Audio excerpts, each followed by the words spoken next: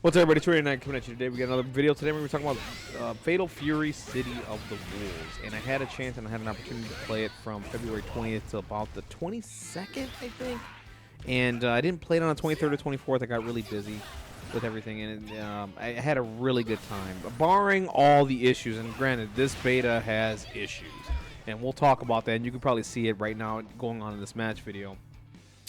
And so far I played. Okay, so let's just talk about the game in general. I think the game is absolutely fantastic.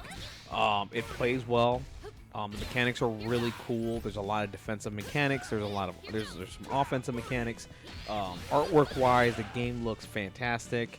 I mean, it looks like a comic book, right? Like it just looks this like comic book style to it, and it's like 2.5D. It's really beautiful. It's a really beautiful game. The soundtrack, the stages were really cool.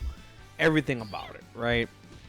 I played the majority of the time, matter of fact, the entire time with Terry Bogard. He was just kind of like, just simple, like, kind of, Shoto style character, I guess you can say. And, very easy to pick up, very easy to play. Not easy to pick up. I mean, not easy to play, but just easy to pick up and just understand how to play the game. Because I played fighting games, my entire life, and I started playing competitively around 2009, and I'm an 09er. Before that, as I was growing up, I was playing fighting games like CVS2. Did a little bit of Third Strike, but nothing competitively or going to tournaments or anything like that. Started around that time, so I have a understanding and grasp of how to play a fighting game at a decent level. Right, I get it. I've been in tournaments. Not that I've won anything or anything like that, but I've done okay. Right. So I gravitated to Terry and I played it about maybe over 100 matches. And man, I mean, every time I played, I felt like I was learning something new.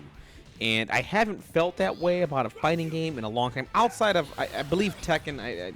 Every time I play Tekken, I feel like I'm learning something new. Granted, I'm not the biggest fan of Tekken 8 right now, where it's at. I'm waiting for Season 2 to come out to see, if they make some changes, some fixes. There's just a lot of things that bother me in that game right now. But let me say this: I have not felt this way about a fighting game since, Guilty Gear Xrd. Seriously. And here's some of the issues here with you're gonna see with the beta. There were some connection issues and all that. You're gonna see that throughout this review.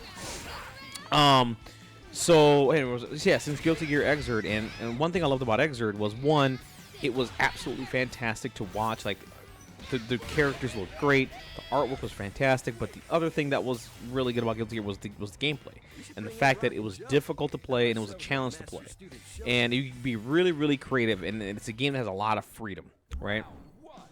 And I get that feeling from this game, especially offensively, right? Like offensively, you can chain your EX moves together to do some really dynamic combos. You're gonna see a few here in the video here in a second. When I get a chance to, because right now we're playing a footsie game right now. So I'm taking my time, trying to create the space and trying to do my thing. You know what I'm saying? Preacher was absolutely insane. Like, she was one of the matchups that I just couldn't stand, because I don't understand, right? And the thing is like I didn't have an opportunity to play in the training mode at all. I didn't crack the City of the Wolves or anything like that. I know there's people that have cracked the game and they were able to play in the training mode. I found out about it later.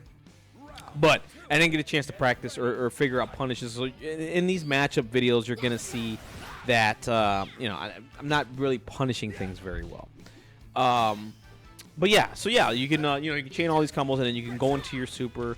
And I really do appreciate that. I do like that. I like that approach. Versus before, I'm used to fighting games having a meter where you have to, earn a certain amount of bars and then do an EX move. In this game, you don't have to do that. You automatically have access to all of your EX moves, right? And you can chain all of them together, basically together.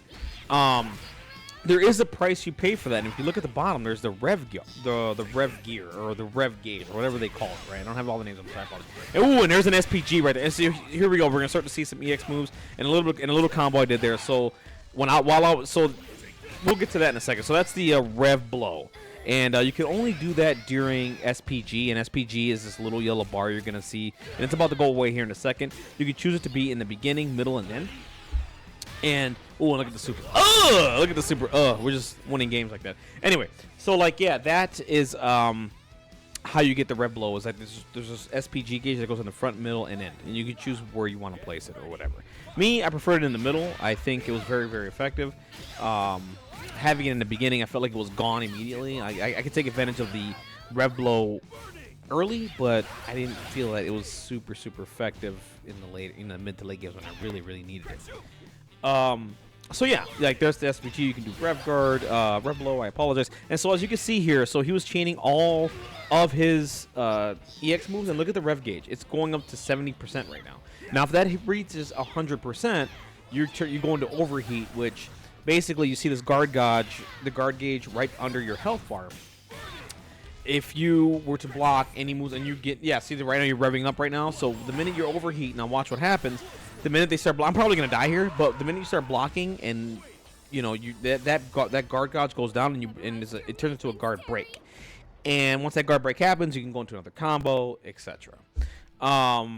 Beneath that, you get 2 bars for supers. So once you have 2 bars, you can do like a level 2 super or whatever, and you have the hidden gear that you can do as well, and you have level 1. And this is one of the issues with the beta, by the way. Like connections were gone left and right. It was a disaster, right? It was the minute I got into the game, loved it. The minute issues started to happen, it was just absolutely terrible.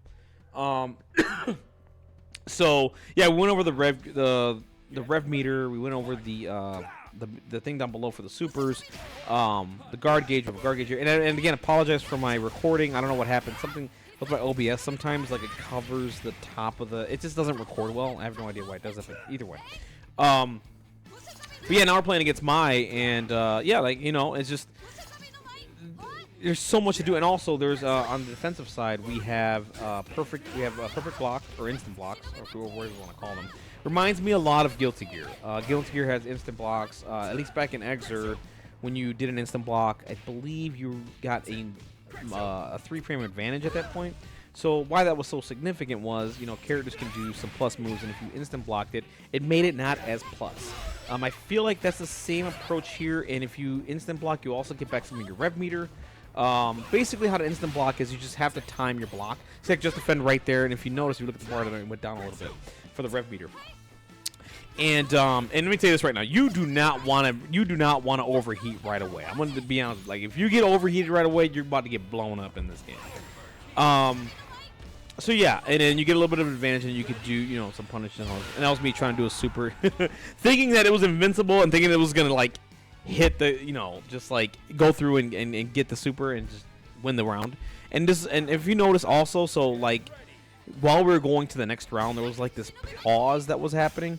It was like taking forever to get in the match. Now the reason why I'm not too angry or too upset about that is because, well, and if you played any SNK games in the past, they kind of have this long pause between the rounds. Now, granted, back in the King of Fighters, oh look at that! Oh, look at the see, and that's me missing opportunities right there. You know what I mean? I do a move, and then you can get the counter hit, and you get this crumple, you get this weird floaty state. You can do some more stuff there. I just don't know what to do. Anyway. Yeah, so there's this long pause that's happening right now before the rules. I hope they address that. I don't think it's a big deal, but I know in SNK games, like playing King of Fighters, like they have that, little pause with the black screen and all that. This game doesn't need that. If they're going that approach, like just don't do it, period. So yeah, also, offensively, you can do, so for pressure, they have feints, they have breaking. Basically, think of it as a focus attack dash cancel from Street Fighter 4. Basically, if you do any of the heavy moves, there's some moves that you can break. Like for example, Terry's medium punch burn knuckle. You can cancel. You can do a breaking, and what ends up happening is you cancel the move, and you basically can go into another move from there. I think it leaves you at a little bit of an advantage to do another move, like during the block string. Not 100% sure. Feinting is if you throw a fireball or something like that, you can throw the fireball, and you can throw like a fake fireball, and why that's really cool, right? And why I love that mechanic. I hadn't used it a lot here or at all during these matches, and that's because my arcade stick, for some reason, like its R1 wasn't working, so like I didn't take the opportunity to open the arcade. I was just really lazy about it. Because how to do the feint attack is R1 and circle, and once you do those moves, once you do the fireball and implement those two buttons, it will cancel the fireball. Breaking is doing square and X together at the same time, and if you do the move, you can cancel it and then go into another one, right? And you can do some really crazy block strings, and I've been seeing them online all over the place. It's absolutely fantastic.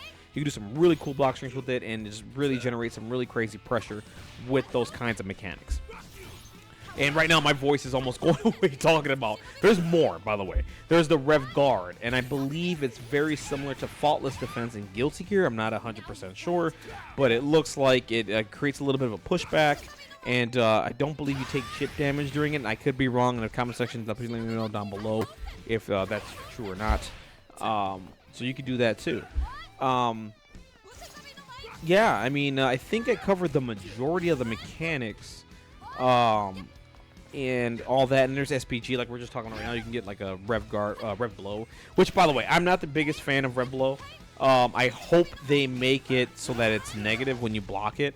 Right now it feels like you're at advantage. I know there's ways to beat it. I mean, you could throw someone that does a Rev Blow or whatever, but the move just felt too, and people write about this, the move felt way too spammy.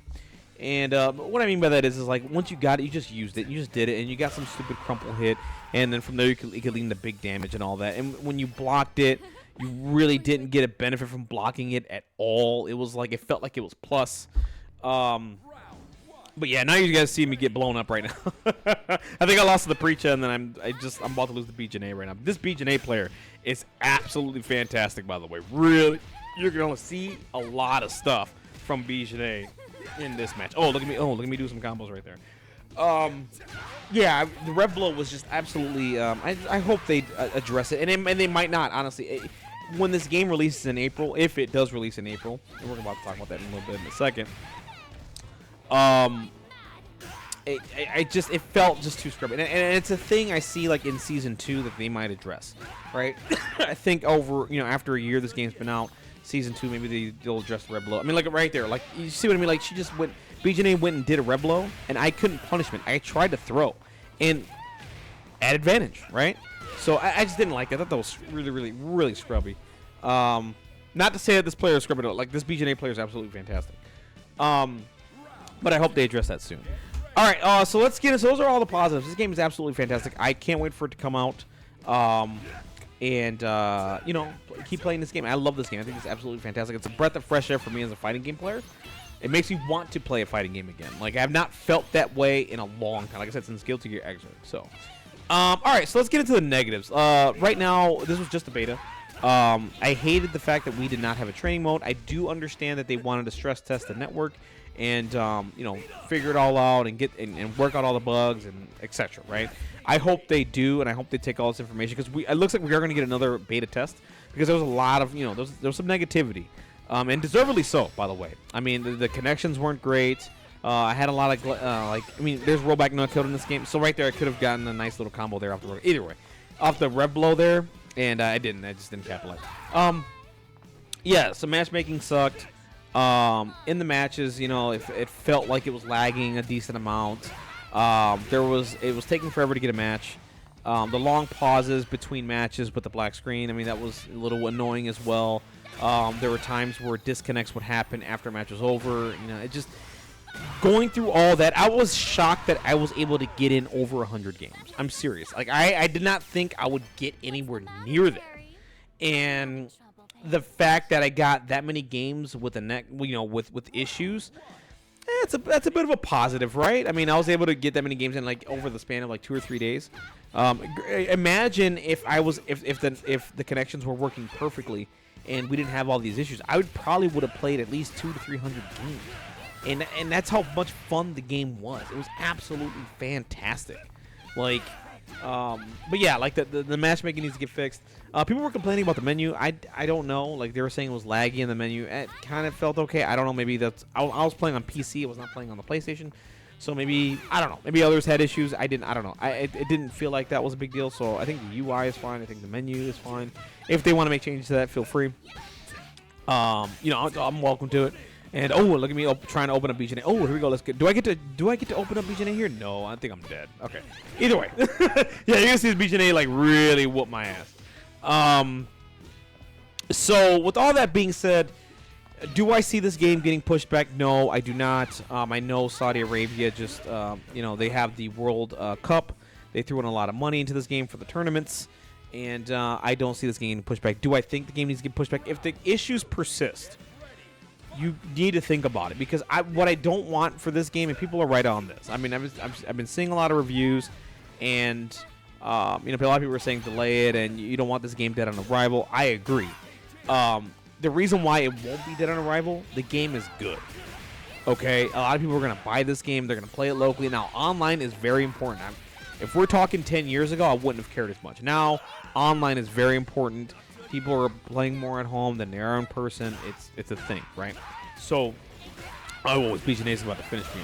So, yeah, if the issues persist, and I got an BJ just perfected me. So, like, there it is.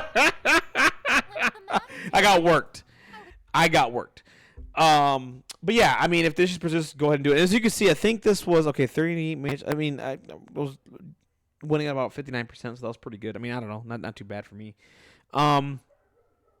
Yeah, I mean, if the issues persist, definitely do it. If not, release the game and fix it as you go. And I think that's what's going to be the approach. And I hope it's all fixed and addressed, and we don't have to deal with this. But I think it's going to be a fix as approach kind of thing. But yeah, that's it for me. That's my review overall of Fatal Fury: City of the Wolves. Very good fighting game. It's probably one of the best fighting games I've played in a really long time. I enjoyed every second of it when I got a chance to play. Thought the game was absolutely fantastic. Definitely pick this game up and give it a try when it comes out, or just play it in the beta, because we are going to get another beta, I believe, sometime in March. We don't have a date listed yet. This game is listed to come out April 20th-ish, around there.